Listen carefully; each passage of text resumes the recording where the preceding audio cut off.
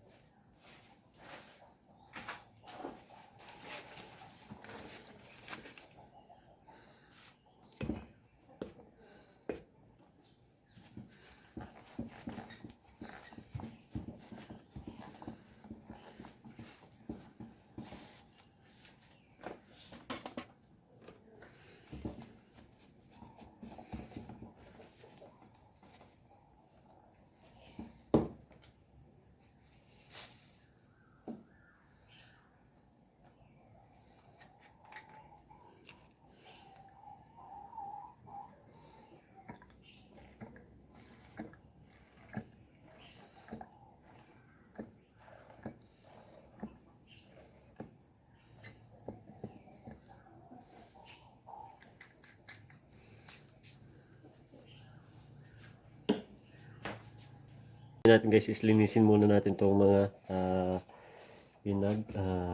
tanggalan niya ng rubber kasi medyo madumi na rin. Ayan, so grabe ang dumi na. Ayan.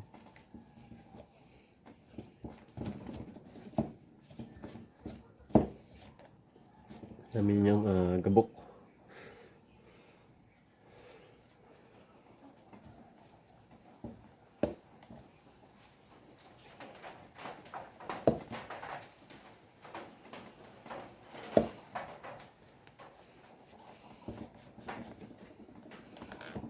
So pwede na siyang pumunta sa loob, mahulog na yan sa loob kapag hindi siya nalilinis guys. Ayan, na kailangan natin siyang linisin.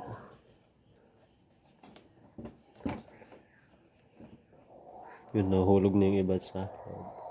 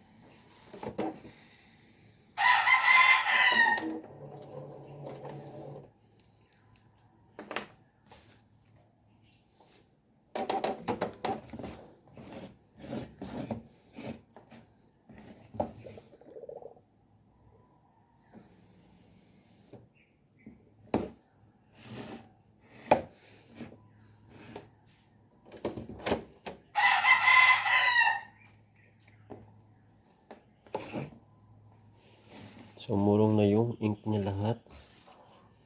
Wala natin siyang patustusin. So tanggalin muna natin yung mga rubber niya, and then tutuloy natin yan. So tumutulo na nga siya.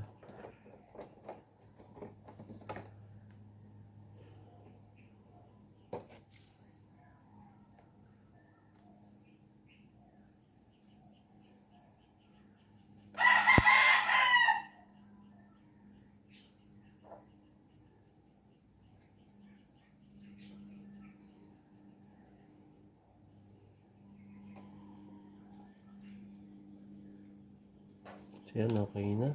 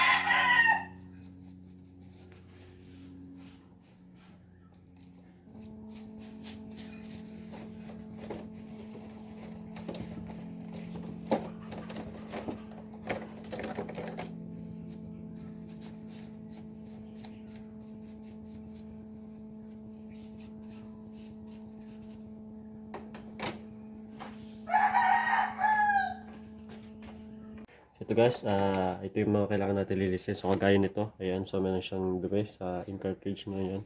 So pupunasan lang natin yan. Yan.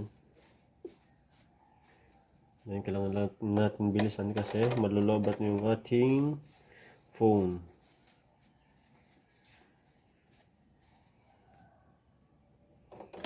Okay. Then, konting linis ulit.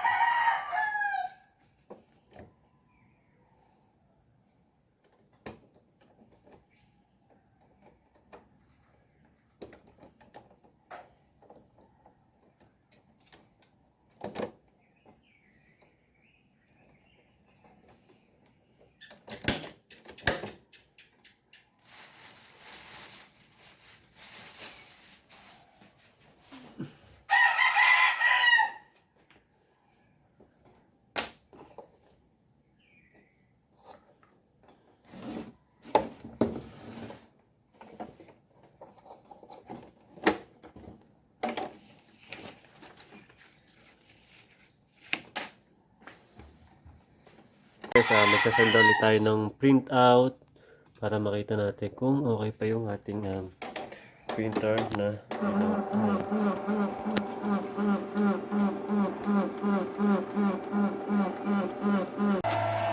ayan, mag-print na siya, and then try natin mag-print ng document. So tingnan natin. So try natin to guys, isa lang. So page 1 to 1.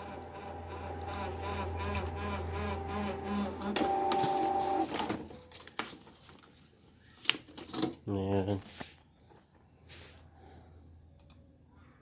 And then, later, mag-print tayo ng pictures. Ayan. Ita-try din natin. May result niya.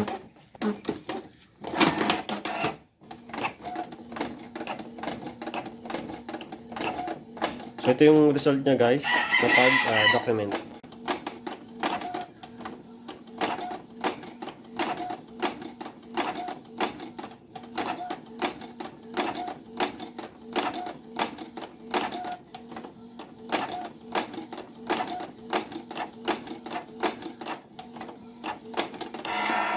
Ito guys ang result kapag document. So ayan. So medyo okay pa naman. So kahit medyo naguguhit-guhit na yung black niya, ayan. So ayan yung result niya. So i-try naman natin ng tatlong pictures. Ayan. I-print tayo ng pictures kung ano magiging quality ng ating printer. Ayan.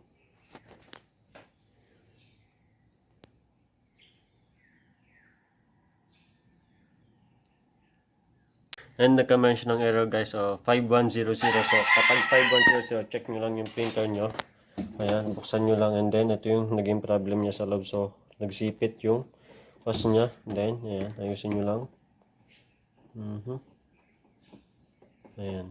So okay, so natanggal pala yung ano niya, tali, umisod. Ayan.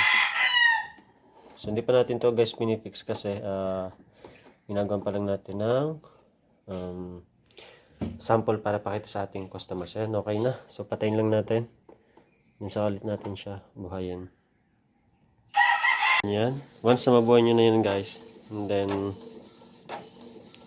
ayan, nagsend na tayo ng print, and then ito naman yung printout nya. Ayan, medyo okay pa naman.